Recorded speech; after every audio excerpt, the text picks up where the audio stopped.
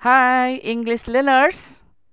We come back again with me, and today I'm going to discuss about obligation, prohibition, and suggestion advice. So, are you ready for learning? Good. My first explanation is obligation. What is obligation? Apa arti obligation? Obligation memiliki makna wajib atau harus. Nah, kata yang digunakan dalam bahasa Inggris di sini adalah must, have got to, dan have to. Nah, saya akan berikan beberapa contoh penggunaan kata must, have got to, dan have to. Number one, I have a very important test tomorrow. Saya memiliki tes sangat penting besok. I must study tonight. Saya harus belajar nanti malam. Nah, penggunaan must bisa kita ganti pakai have to dan have got to.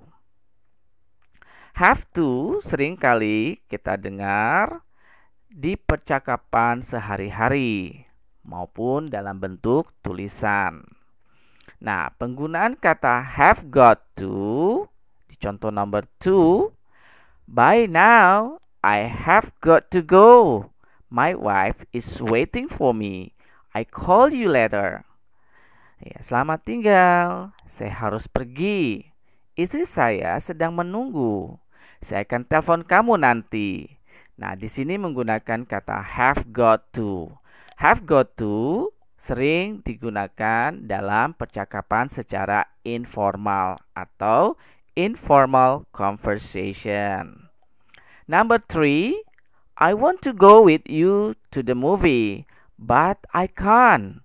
I have to go to the meeting. Saya ingin pergi dengan kamu ke bioskop, tapi saya tidak bisa. Saya harus pergi ke pertemuan. Nah, apa sudah jelas bagaimana menggunakan must, have got to, dan have to? Kapan kita menggunakan must, kapan kita harus menggunakan have got to, dan have to. Nah, saya akan jelaskan bagaimana membentuk kalimat obligation. Polanya adalah subject plus must atau have got to atau have to plus verb one. Jadi menggunakan kata kerja bentuk pertama. Kemudian plus noun atau kata benda. Ya, sudah jelas? Is it clear enough for you? Alright. The next explanation is prohibition. Prohibition adalah bentuk larangan. Memiliki makna tidak wajib, tidak harus, tidak boleh. Example, number 1, children, you must not play with matches. Anak-anak, kau tidak boleh bermain korek api. Nah, must not mengandung arti larangan, tidak boleh. Next, number 2, we must not use that door. The sign says do not enter. Ini juga mengandung makna larangan. Kita tidak boleh menggunakan pintu itu. Tanda berkata tidak boleh masuk atau dilarang masuk. Example number 3, I finished all my homework. I don't have to study tonight. Saya sudah selesai semua PR. Saya tidak perlu belajar nanti malam. Number 4, tomorrow is a holiday. Besok adalah libur. Elsa doesn't have to go to class. Elsa tidak wajib pergi ke kelas. Nah, makna kata must not, don't have to, atau doesn't have to adalah bentuk kalimat negatif dari bentuk obligation. Jadi, kalau kata must not atau don't have to atau doesn't have to adalah bentuk prohibition, bentuk negatif dari obligation adalah prohibition.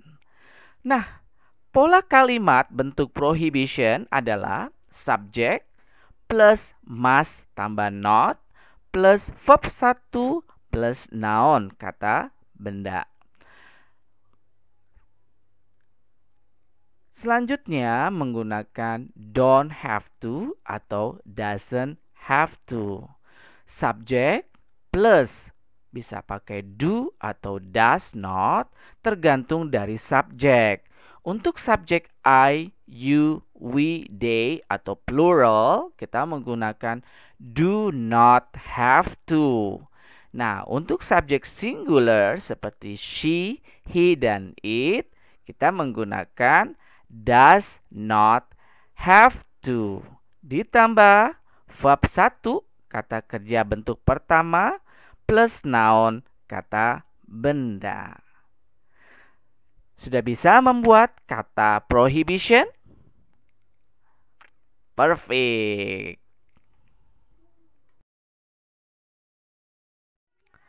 Setelah kita mendengar bagaimana menggunakan kata obligation dan prohibition, let's do the exercise. Sekarang kita kerjakan latihan sama-sama. Number 1. Tommy, you blah blah blah say that word. It's not a nice word. Apa artinya nih? Tommy, kau titik-titik mengucapkan kata itu. Itu adalah kata yang tidak baik. Nah, ini adalah bentuk prohibition. Benar, yaitu bentuk larangan. Jadi kita menggunakan kata must not. Good. Next, number 2. Look, the light traffic is red. You blah blah blah stop the car. Lihat, lampu jalan sudah berwarna merah. Kamu titik-titik menghentikan mobil. Nah, ini adalah bentuk obligation atau bentuk kewajiban atau keharusan. Jadi, kita mengisinya apa? Yeah, must. That's right. My last explanation is suggestion and advice. Nah, pembahasan terakhir adalah suggestion dan advice.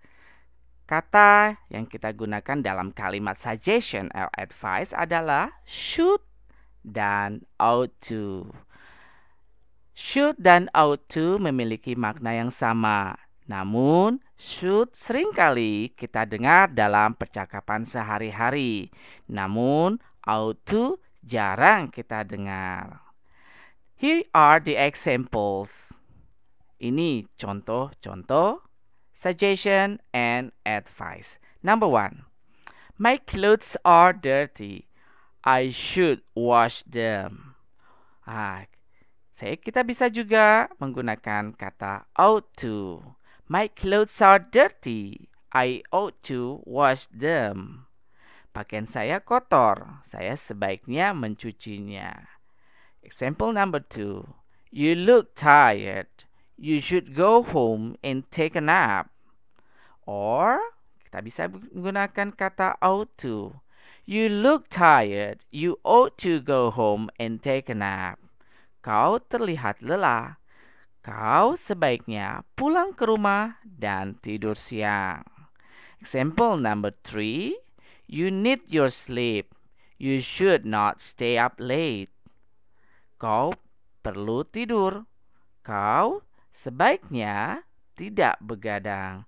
Nah, suggestion and advice bisa dalam bentuk negatif. Selanjutnya, saya akan menjelaskan bagaimana membuat kalimat suggestion and advice. Subject plus should atau ought to ditambah verb 1 atau kerja bentuk pertama plus noun kata benda. Nah, untuk suggestion or advice dalam bentuk negatif, subject ditambah should not atau ought to not tambah verb 1 kata kerja bentuk pertama plus noun kata benda. Well, can you make a sentence about suggestion and advice? Great! Let's do the exercise about suggestions and advice. Nah, kita sama-sama menjawab soal tentang suggestion and advice. Number 1. I have a toothache. I blah blah blah go to the dentist. Saya sakit gigi. Saya titik-titik pergi ke dokter gigi. What is the answer? Yes, that's right. Should. Okay. Or ought to. Okay. So you can answer should or ought to. Next, this number 2. You blah blah blah wear short and a t-shirt to a job interview, Donnie. What is the answer? Suggestion and advice in negative. Ya, kita menggunakan should dalam bentuk negatif, yaitu should not. Wow, you already expert now.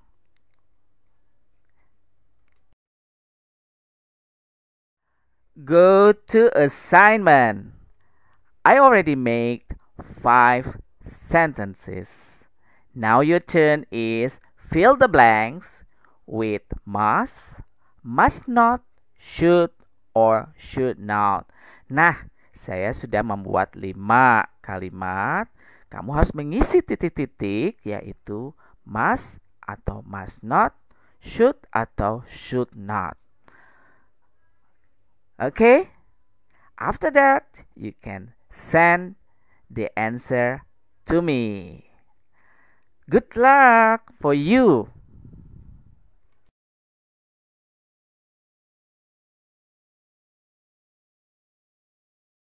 This is it about obligation, prohibition, suggestion, advice. Thank you very much and happy learning.